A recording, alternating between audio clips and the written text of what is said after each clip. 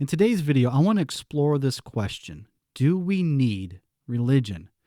And what I'm referring to is in 2024, do we need religion? Do we still need it? And to answer that question, I want to explore, has it served a purpose throughout history? And then, is it still serving a purpose today? In order to answer this question, we need to go back to really the beginning of understanding human civilization. See, humans have always had religion. There was never a period that we can understand where humans did not have some sort of religious expression. And that makes me want to understand why that is. And I think that humans, as far back as we can understand them, have the same questions we're still trying to answer today. Because it's the questions that we all experience in each of our lifetimes. And those questions are, who are we? Where do we come from? And why are we here? So let's think back to those ancient tribes that were just learning how to farm. They were hunters and gatherers, and there were smaller clans of people, oftentimes in war with other clans, trying to fight for resources and survival. And their religious structures were based on stories and mythologies of honestly trying to survive and being relevant in order to feed their families, feed their groups of people, and to have victory over the people that would attack them. Survival was a big part of what birthed religion, because they would look at the cosmos and this big picture, and without any understanding, any systems in place, such as mathematics, science, even rational discussion and debate, ideas really weren't prevalent. Stories were, experiences were.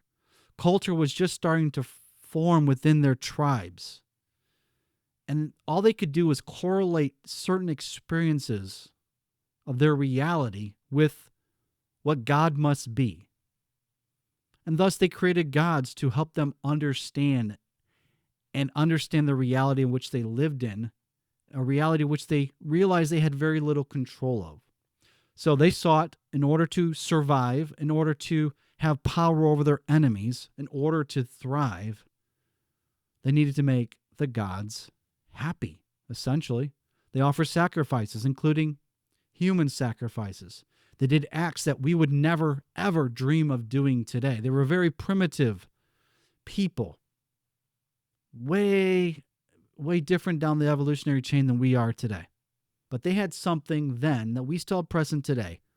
Questions about where they fit in the cosmos and how to relate to it. And they did this through their own religions. And then those religions, as civilizations formed and some ended and others were birthed, and humanity evolved into the histories that we understand them to be, the religions that guided them evolved as well. And soon, deeper mythologies were created. We had the Greek mythology, we had the Norseman mythologies, and then the Roman mythologies. And along with the Greek and Roman civilizations came different ways of thinking, philosophy, government, politics, structures of debate, logic, mathematics, and sciences were starting to be formed as society started to evolve. And religion evolved again along with that, all still trying to answer the same thing, because we still had these desires, no matter how sophisticated society was becoming or civilization was becoming at that time. We still wanted to know who we are, where we came from, and what we're doing here. And then religion, because of the political structures and the other structures of the day, religion formed its own structures and integrated itself into politics and into governments and into what was then a modern society. We no longer were just small tribes of people, but we were now nations and empires, all part of a bigger whole. And religion played an important role in that evolution. And to meet these desires, opportunists, as we've always had throughout history, came into power. And they realized they could help the masses in this deep question of who we are by offering a religious framework. And religion was rebirthed again into what we now know today. And out of this civilization came the Abrahamic religions, which are still very much relevant today and in the news today. Just look at Israel and look at Iran and look at America. One Christian, one Jewish, one Islamic, 3 Abrahamic religions playing a role on the world stage today.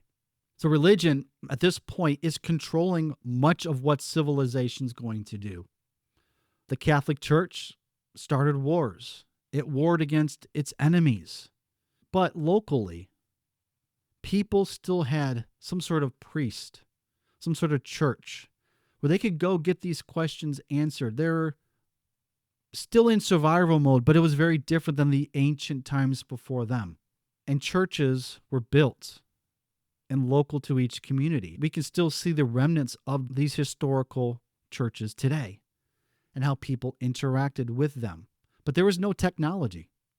There was no means of sharing information. So to understand the more esoteric, to understand God, understand your place in the universe and what God wanted from each and every one of us, we went to the religious group, the local church, the local parish, the local whatever it was.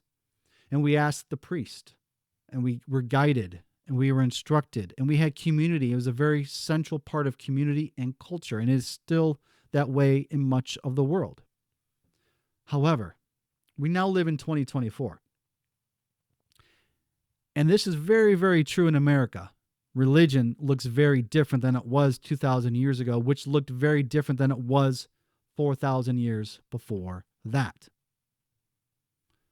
But the questions that we have still remain because we are born into this reality to understand some of those questions and the dynamics and the nature of those questions, who we are, where we came from, and what we're doing here.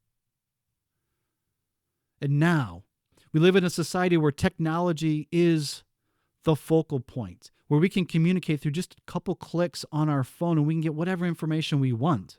Religion has evolved to be integrated with that as well. And now we have modern churches in America, the country that has In God We Trust on its money. In suburbia America especially, we have churches, multi-million-dollar churches just about on every corner. And many of these churches have embraced the modern branding. And in fact, some of these, and I'm providing contrast from what we were many, many, many years ago to what it is today. Some of these bigger churches have marketing teams to get more outreach, to cater to more people, and to offer analysis on where to expand their church next. It's become big business. The Catholic Church has always been big business. It's one of the richest organizations in the world. And so is the Christian church. Drive through any city, drive through any suburb. You'll see church upon church. And you'll see a production. And you'll see technology. And you'll see all kinds of modern things. The question I have, the question of this video is, do we still need religion as it is presented today? Historically, we needed it. It was our only pathway to understand these big questions, to be a part of community, to be a part of discussion, to have ritual that somewhat grounded us with the esoteric nature of reality. We look at the cosmos back then when we had no technology and would be filled with wonder. Religion grounded us into these different aspects of our experiences. But now today, through our phones, we can research and understand and get information so quick. We can explore whatever question we have, and there's going to be something for that we can watch, that we can read, that we can absorb. We have the same technology that's creating multiple communities all across our cities and our countries. We no longer are defined, or we are no longer limited to the community that's sitting around us. This is both good and bad because we can find whatever community we want and ignore our neighbor. But the point is, religion has given us rituals in order to break down the esoteric nature of God. It's given us community, and it's given us answers to the questions. Now, I feel we have evolved into a very synthetic modernization that is more inclined to give us answers in exchange for our time, our money, and it provides us a nice experience of spirituality and gives us answers to some questions, but it doesn't allow us to go deep into those questions. It tells us what to believe and how to believe it. And it gives us some things to feel good about what we believe and how we believe it. But we're at a point in history where this no longer works. We can go into these modern churches and we can numb ourselves out, and I feel it's about the same as numbing ourselves out to Netflix. It gives us a synthetic sense of reality, a synthetic gospel, and synthetic religion, and thus a synthetic connection to God. We think we are connected. And maybe there are some energetic truths that we can connect to. It is not completely wrong. But we're awakening to a reality that maybe these systems, these structures that used to feed us our spiritual pathways no longer have relevance. If we want authentic spirituality, that is. Because authentic spirituality, as we become more awakened to it, resides within us. It has always been, since the beginning of time, back when the ancient people traveled around with their sacrifices and ancient rituals to understand the world and the spiritual nature of it. It has come down to this simple truth, that God has been inside of us the whole time. We don't need a religious structure. We don't need to walk through church doors to have an experience of God. We can do so immediately in this moment right now because God is inside us. So let's not go down the pathway of synthetic religious spiritual experiences. Let's seek authenticity. Let's seek deepness. Spirituality, I believe, is simple because God is inside of us and we can connect right to God in our own hearts. See, this is why the synthetic religion exists. Is because we are scared to go deep within ourselves. We want to avoid it. And so now we can get our lattes and we can walk into our multi-million-dollar church and we can listen to the high production worship team and we can feel good about connecting to God. But we are avoiding the depths of who we are. We are avoiding the very deep nature of these questions, who we are, where we came from, and why we are here. We still have these questions. And more, we are becoming more spiritually inadequate. We are living in a spiritual deficit, but we're propped up by synthetic systems all around us, whether that's religion or that's media, that's entertainment, that's social media, name it. We have everything we want to stimulate us and to numb us, including the modern churches. So do we need religion? Well, first, did we need religion? Yeah, I think so. I think that we needed the pathway that brought us to here. And we do still need to honor the traditions that brought us here and what it was. But today, in 2024, as more people are becoming more spiritually awakened, trying to answer the spiritual questions that have been with us since the beginning of time, I'm left with one conclusion. God's inside of us. Let's keep that part simple. And religion now is just a bunch of noise that actually holds us back from what we truly can experience. So do we need religion today? No. It no longer serves the purpose it served for thousands of years.